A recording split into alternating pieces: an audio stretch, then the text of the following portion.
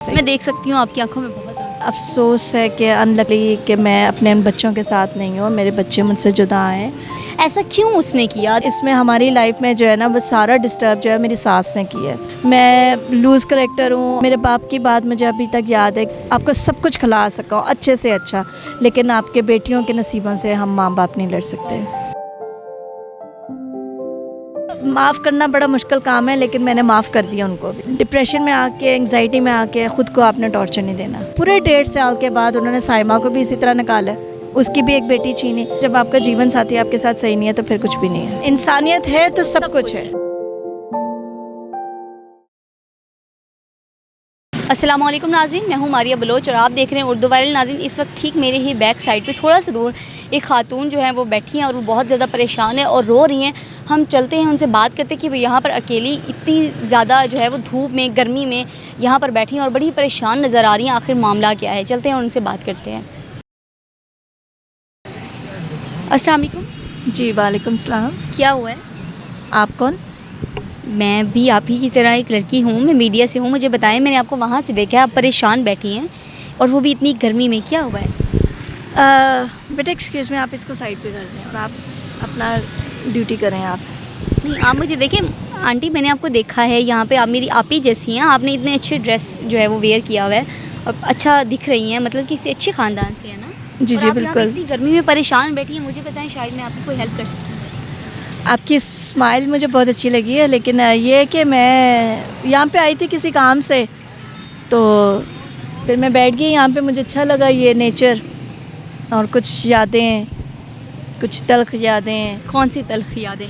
आप तो बड़ा ही एक टूटी हुई खातून लग रही हैं जिसने अपने अंदर जो है वो आंसुओं का ढेर छुपाया होता है। ऐसा क्या ही हुआ है, आपके साथ? बिल्कुल ऐसा ही। मैं देख सकती हूँ आपकी आंखों में बहुत आंसू। तो अभी रिसेंटली मैं अभी आ रही थी, तो मैंने एक कपल को देखा। बच्चों को मैं देखती हूँ, बच्चे खेलते हैं, भागते हैं, दिल को बड़ा टच होता है, क्योंकि मैं भी एक माँ हूँ। लेकिन मैं अफसोस है कि अनलकली कि मैं अपने बच्चों के साथ नहीं हूँ, मेरे बच्चे मुझसे जुदा हैं। लेकिन मैं यही कहूँगी कि जहाँ पे भी मेरे बच्चे हैं, अबिया, एबी और मनाहिम उनका नाम है और वो हैदराबाद में हैं, वो जहाँ पे भी हैं खुदा उनके साथ हो, उनकी मामा की दुआएं उनके साथ हैं। आपके साथ क्यों नहीं है आपके बच्चे? आपके शौहर कहाँ हैं?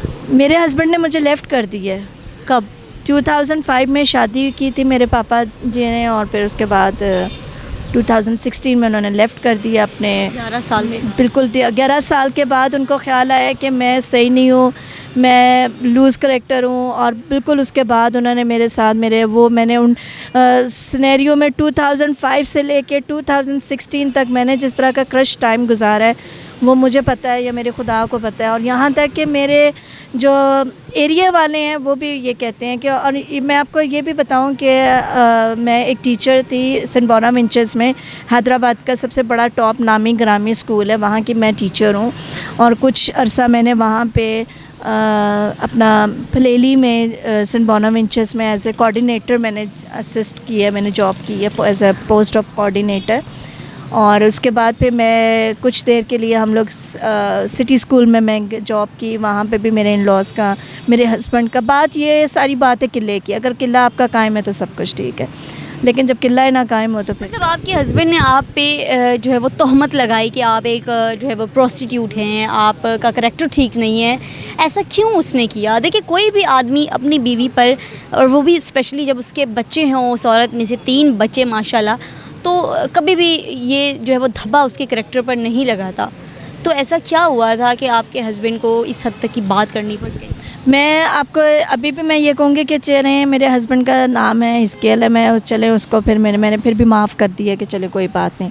वो अपनी लाइफ जिस तरह भी गुजार रहा है, उसको खुदा उसको हिफाजत में रखे, उसको उम्र की दराज़ी दे और खुश रहे, आबाद रहे। बट इसमें आपके वसीला से मैं ये कहूँगी कि इसमें हमारी लाइफ में जो है ना वो सारा डिस्टर्ब जो है मेरी सास ने किया है। पता नहीं क्यों हमारे माशरे में सासें क्यों इस तरह की होती हैं। जब आप एक सास बन के आप ये बर्दाश्त नहीं कर सकते कि आपका बेटा किसी और को साथ शेयर करो, तो फिर आप शादी ना करो। तो आपने जब इस खातून ने अपने बेटे की मंगनी की हुई थी कि कहीं और की थी। जब मेरे वालिद साहब ने जब रिश्ता किया तो तब उनको बताया नहीं, और एट अ स्पॉट में, क्योंकि अपने वालिद की बड़ी एक मेरे पापा जो थे वो एडमिनिस्ट्रेटिव ऑफिसर थे लेपर्सी हॉस्पिटल में रावलपिंडी में, और मैं बिल्कुल खुदा उनका आज मैं शुक्र करती हूँ कि मैं आज जो भी हूँ अपने पापा के वसीला से हूँ, कि उन्होंने मुझे पिंडी कॉन्वेंट से पढ़ाया, टीचर्स ट्रेनिंग कराई, अच्छा मुझे किया। लेकिन मेरे बाप की बात मुझे अभी तक याद है कि बाप मेरा कहते थे, पापा कहते थे एंड पे आके कहते हैं कि शहरन, जब मेरा घर टूटा है तो कहते हैं कि बेटा मुझे अफसोस है कि मैं आपको सब कुछ खिला सका हूँ अच्छे से अच्छा, लेकिन आपके बेटियों के नसीबों से हम माँ बाप नहीं लड़ सकते। और आज भी मुझे अपने बच्चों की कमी भी महसूस होती है, लेकिन उससे ज़्यादा मुझे अपने पापा की कमी महसूस। आपके शौहर ने आपको डिवोर्स दे दी? जी बिल्कुल, उन्होंने फिर अपने के बाद 2016 में, ज़ाहिरी बात है अब जो है वो 9 साल हो गए हैं, 8 साल हो गए हैं, हाँ जी, तो आपने मूव ऑन नहीं किया? मैंने कोशिश की थी अपने सास के साथ, अपने ससुर के साथ भी, कि चलें कोई बात नहीं, अगर उसने अपनी लाइफ गुजार रहा है तो डज़न्ट मैटर, कोई मसला नहीं, मुझे कोई इशू नहीं है। लाइफ को स्पेंड करना सबका राइट है, सबका हक़ है। लेकिन मेरी सास इतनी अच्छी खातून है कि उसको सिर्फ बस ना फैशन और बस इसने ग्लैमर टाइप की वो खातून है कि वो बस आप मैं कहती हूँ, बल्कि वो देखे आज अगर उसने मेरे बच्चे छीने हैं ना, तो ये मेरे साथ मुझे ये बताएं कि अगर शायद हो सकता है मैं ही ख़राब हूँ, ठीक है, तो क्या मेरी इस छोटी दरानी भी ख़राब है? क्या वो एक औरत नहीं है? उसका नाम साइमा है। उसके बाद पूरे 1.5 साल के बाद उन्होंने साइमा को भी इसी तरह निकाला, उसकी भी एक बेटी छीनी। छोटा बेटा जो उसका हस्बैंड था वो मलेशिया में जाके उसने शादी कर ली मलेशियन के साथ, या किसी बाहर फॉरेन में। तो क्या ये क्या इंसानियत है? ये इंसानियत तो नहीं है। यानी कि आप कह रही हैं उन्होंने आपके साथ इतना बुरा किया, आपको कैरेक्टरलेस प्रूव किया, जब आपको धक्के मार के घर से निकाले तो ठीक कुछ अरसे के बाद आपकी छोटी जो देवरानी है उसको सेम उसके हस्बैंड ने ऐसे ही घर से निकाल दिया और मलेशिया में जाके एक वहाँ की खातून जो थी उसके साथ शादी कर ली। बिल्कुल ऐसे ही है। उसके बच्चे भी वैसे ही छीन। उसकी भी एक बेटी थी, तमारा उसका नाम था, और वो उसको भी इसको छीन गया। क्या वो औरत नहीं है? आज भी मैं रोती हूँ। मैंने ठीक है, मैंने फिर भी माफ़ करना बड़ा मुश्किल काम है, लेकिन मैंने माफ़ कर दिया उनको भी। बहुत बड़ा दिल। और खुदा की ज़ात जो है ना वो बहुत बड़ी है। आप रो क्यों रही हैं? बस मुझे इस बात की होती है कि इंसान आज के दौर में इंसान इंसानियत को नहीं भूल जाता है। अच्छा, आपने फिर दूसरी शादी की? हाँ जी, मैंने 2018 में मैंने शादी नहीं करनी थी, लेकिन मुझे कुछ बातों की वजह से कुछ करनी पड़ी शादी। डिप्रेशन में ना जाए, एंजाइटी ना हो, लोग बातें करेंगे कि शायद हाँ वाकई में जो इस तरह की खातून थी इसलिए इसकी शादी नहीं हुई। हाँ जी, तो 2018 में आप मुझे ये बताएं, ठीक है, उस बंदे ने बड़ा वो किया, वो आसिफ टाउन का बंदा है, लेकिन एक लाहौर का है वो भी। और मुझे दुख इस बात का है कि आप जब एक मियाँ बीवी आपस में चल रहे हैं ना, तो दुख सुख में अगर साथ चल रहे तो हस्बैंड का भी काम है कि वो उसके साथ दुख में शामिल है। जो मेरे पापा की डेथ हुई है वो आदमी उसने इतना नहीं किया कि मैं चिल्लाई हूँ, मैं रोई हूँ कि मेरे बाप के जनाजे पे जा, चलो मेरे साथ, और वो मेरे पापा के जनाजे पे नहीं गया। तो मैंने ऐसे शख्स का क्या करना है? ऐसे शख्स के साथ तो बेहतर है उसका मैंने चार डालना, उससे बेहतर है मैं अकेली अपनी लाइफ गुजारूँ। अच्छा, वो आपके साथ आपके फादर के जनाजे पे नहीं गया, फिर उसने क्या किया? फिर उसने उसको यही थी, डिमांड थी कि मेरे पापा की जो प्रॉपर्टी है वो मुझे मिले और मैं भी अपनी ऐश करूँ, अयाशी करूँ बस। मतलब उसको आपसे कोई मोहब्बत नहीं थी, कोई लगन नहीं थी उसको आपके फादर की मतलब कि मौत का भी अफसोस नहीं था, डेथ का अफसोस नहीं था, लेकिन उनकी डिमांड थी जब आपके बाबा का जनाजा उठ रहा था कि आप उनकी प्रॉपर्टी उनके नाम कर दें। बिल्कुल ऐसे ही है।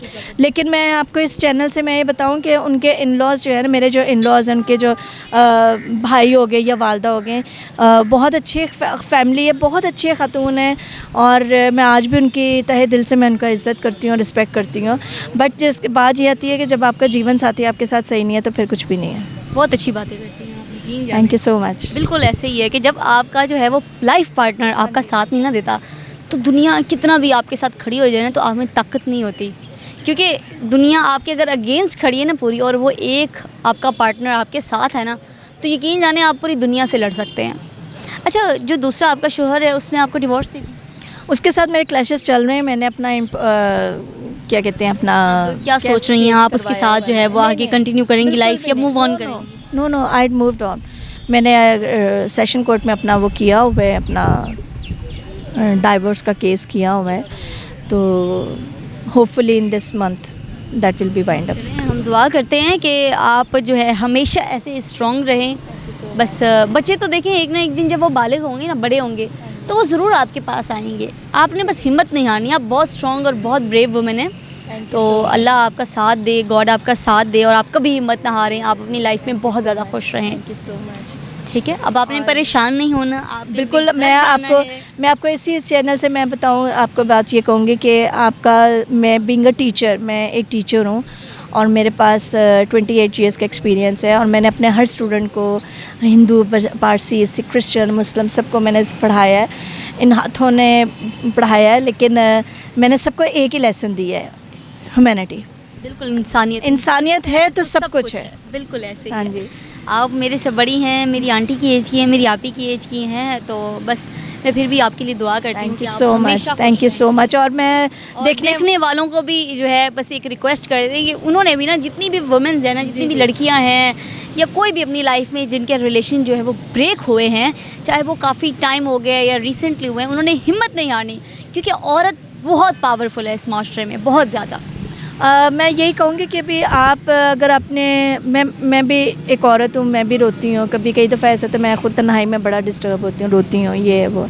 बट आप लोग अगर खुदा के साथ आप अपना चल रहे हैं ना, तो ऑटोमेटिकली आपके पास पावर आ जाती है। डेफिनेटली ऐसे ही है, ऐसे ही है जी। तो नाज़रीन, आपने इनकी स्टोरी जानी कि इनकी सास ने एक और लड़की की वजह से अपने जो है वो बेटे के कान बहलाए फुसलाए, कान भरे कि ये जो लेडी हैं ये करैक्टरलेस हैं, आप इनको छोड़ दो। और इनके मियाँ ने 3 बच्चे होने के बावजूद जो है 10 से 11 साल बाद इनको ये कहकर घर से निकाल दिया कि आप सही नहीं हैं, आप करैक्टरलेस औरत हैं, तो आप लिहाजा ये घर छोड़कर चली जाएं। और इनको जो है वो डिवोर्स दे दी।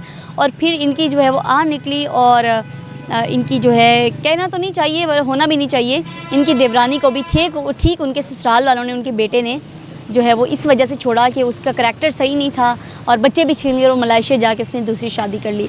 उम्मीद करती हूँ मेरी आज की स्टोरी आपको पसंद आई होगी और समझ आई होगी कि जो है वो इस स्टोरी से आपको क्या लेसन मिलना है। और इस वीडियो को ज़्यादा से ज़्यादा शेयर करें ताकि उन लड़कियों तक ये वीडियो पहुँचे जो बहुत ज़्यादा जो है वो टूटी हुई हैं, बहुत ज़्यादा ब्रेक हुई हुई हैं, उनके रिलेशन सही नहीं चल रहे, क्लैशेस चल रहे हैं, और वो बहुत ज़्यादा जो है वो डिस्टर्ब हैं कि आगे उनका क्या बनेगा। औरत जब करने पे आती है ना, तो वो बहुत कुछ कर जाती है। बस मैं एक बात कहूँगी कि कभी खुदकुशी नहीं करनी। डेफिनेटली नो, बिल्कुल ऐसे कभी भी आपने डिप्रेशन में आके, एंग्जाइटी में आके ख़ुद को आपने टॉर्चर नहीं देना। बिल्कुल ऐसे ही है जी। तो नाज़रीन, मुझे इजाज़त दें, अल्लाह निगहबान।